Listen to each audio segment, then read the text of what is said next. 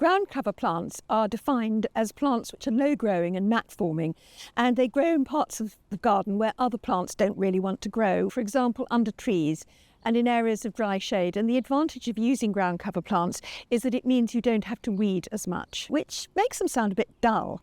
But I've just visited a garden called Copton Ash, where the owners, Tim and Gillian Ingram, have created a tapestry of texture and colour using ground cover plants.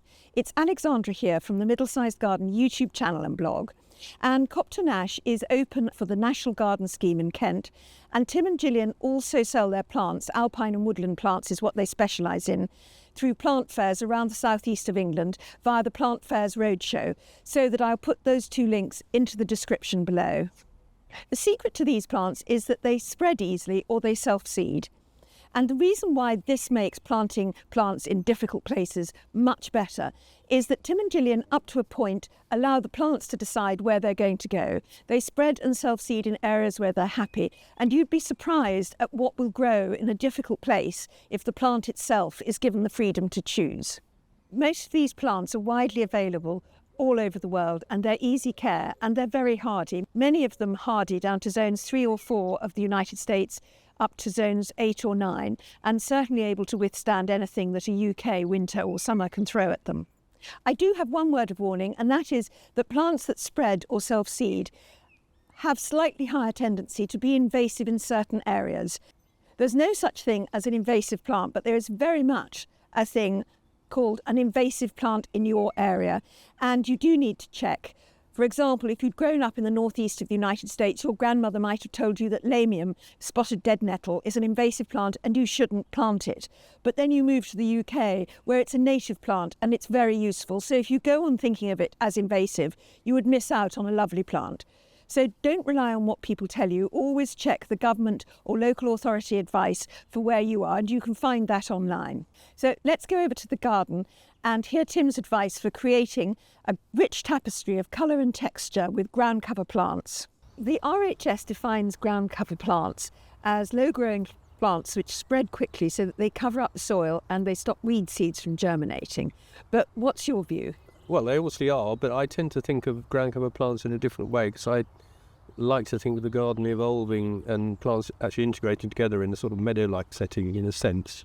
So in the way I think about ground cover plants is just having plants actually combining and mixing, often self-seeding, because the garden is very large and it's quite difficult to maintain it in very great detail. And I think it's a lot more interesting because if you just have single plants spreading very widely, it's really not as interesting as having a lot of things mixed together in the tapestries. So I love the mix you get in the spring with the woodland plants, where you actually have all sorts of different species coming together in a mix. So, for example, we've grown a lot of snowdrops for many, many years. And the result of having the snowdrops was, of course, we could grow other woodland plants in amongst them that came on later. And so we had this kind of progression through from the winter with the snowdrops, and you could clear the ground and keep it quite bare.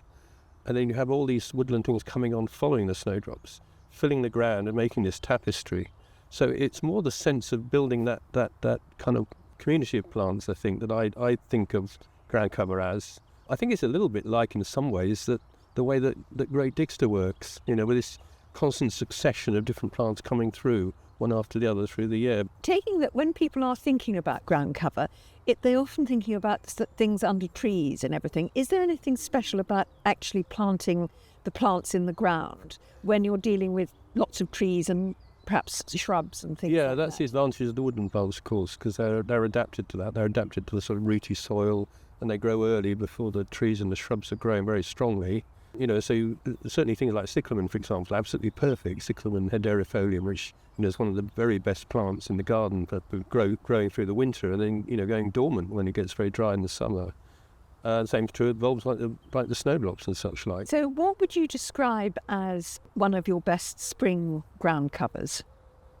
I think probably the foremost one will probably be Brunnera, macrophylla, the perennial forget-me-not, which is very vigorous, seeds around very freely, flowers for months. I mean, it'd be flowering from sort of mid-March through to middle of May. So it goes right through the spring, really, and it kind of merges with all the other plants that have come and gone over that period of time. So it just follows along from the snowdrops and the very early things like the Hellebores, for example.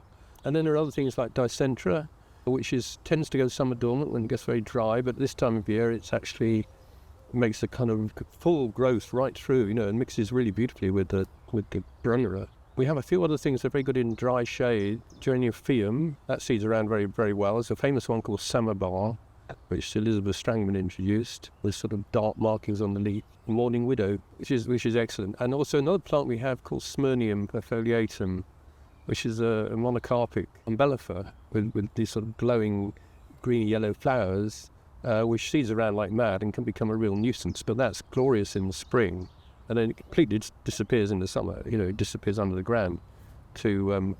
After it's flowered, it dies, but all of the seedlings are there under the ground, little sort of tubers. You described these avenues where the fruit trees are as a sort of tapestry. How did you get that to work? Because although there's a certain amount of self-seeded, there's a certain amount planted. It's a mix of all of those things, and it's got a long history in a way, because they were planted, those trees, right at the beginning of the garden. So that was 45 years ago or more. For a long time, they were just mulched with straw, or we used weed killer to control the weeds. Which just seemed a constant battle trying to fight the weeds, and because they're quite small trees on dwarf rootstocks, I thought it'd be a much nicer place to develop woodland plantings, but with quite choice woodland plants. So over time we started doing that, and that's where the snowdrops came in, because they were the first things that really were planted just by sowing the seed pods of the snowdrops and allowing the seedlings to begin to develop, and then adding things like hellebores and the early flowering things.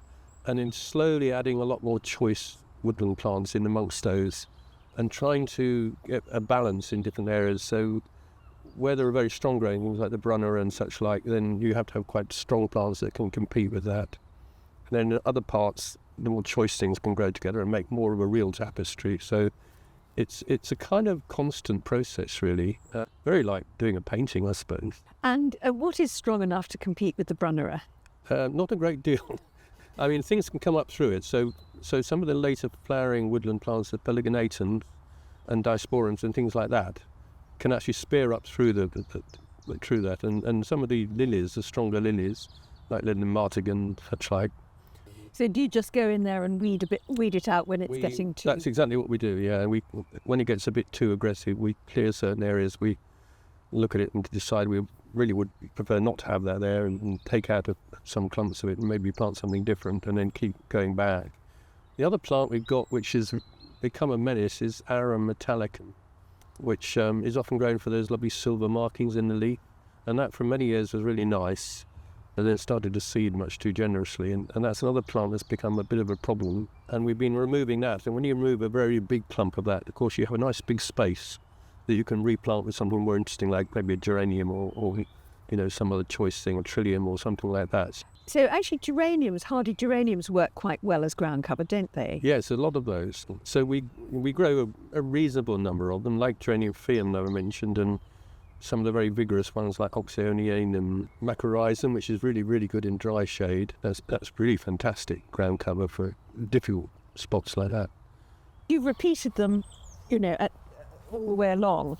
Is that deliberate, or is it also that they just self-seed? Yes, they just self-seed, yeah. But it's nice seeing... Yeah, it's just beginning to sort of go with what happens, really, to a certain extent, and, make use of that.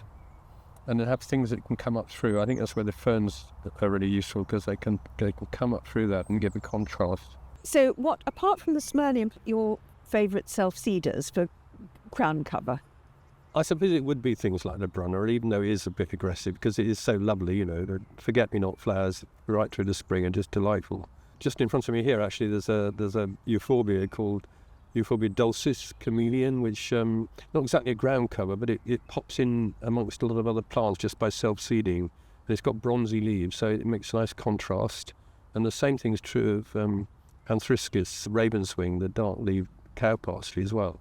So those things are quite nice, because they're not actually ground cover as such, but they're merging in with the other plants in that tapestry of different plants. And they certainly self-seed very freely. What's this one, for example? There's a thing called Tyrella, which is in the saxifrage family, Tyrella grandiflora. She's just got greeny flowers and seeds around, but makes, seeds quite nicely. Ferns come up quite nicely through all the different plants. And what's this one here? This is an annual impatiens, which, just seeds like crazy, really, and flowers into the summer. But almost becomes too much of a good thing there, I think. So that's in the Busy Lizzie family, is it? Yes, yeah. So that's amazing. Actually, there's a lot of saxifrage plants in the saxifrage family which do quite nicely. So that little mitella, see something. Which is, I think it's... Oh, this little one here, yes. Yeah, with the double-flowered buttercup. And you can see there's Geranium phaeum seedlings that have come up in amongst it as well, dotted around. So it's quite a mix, and the impatiens which just have come in right from over there somewhere, has started to spread.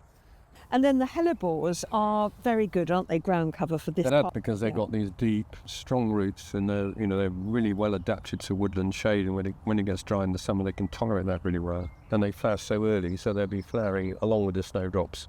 And then they carry on through to about now, really, as they begin to set seed. But there are more choice things as well. So there are epimediums here, which have rather striking leaves and these little flowers, which are a bit like Alpelegian flowers in some ways. They're herbaceous members of the Berberis family, so quite an interesting plant with beautiful foliage, some of them.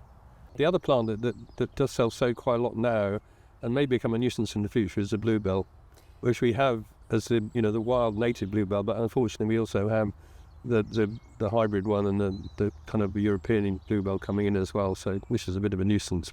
And once they really get going, they can take over quite a lot of space. But they mix quite nicely.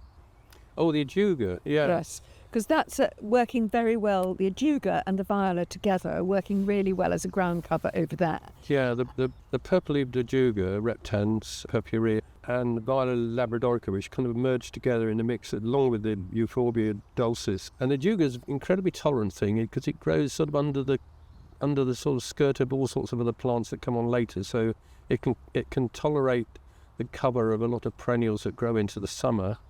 So in a very dry bulb bed that we have in the middle of the garden here, which later on actually gets full of lots of Eryngium morgatii, the Pyrenean plant with these sort of spiky blue metallic flowers, and valerian and various things like that, and the sedums. And the ajuga just sits around underneath those, and then appears again the following year, about this time of year when it's actually in flower. So it's a very useful plant. You can even grow it sometimes in sort of light meadows in the grass, where the grass is not too strong.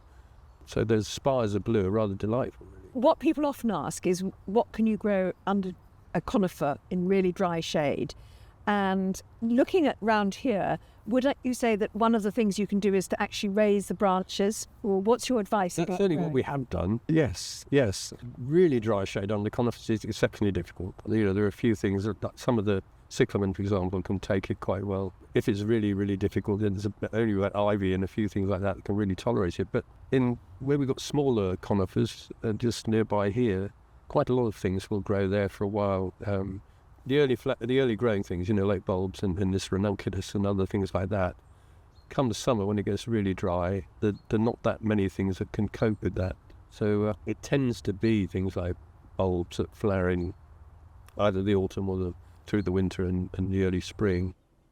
If you're interested in plants that work really hard in your garden, then don't miss this video here with 6 flowering plants that bloom all summer. And thank you for watching. Goodbye.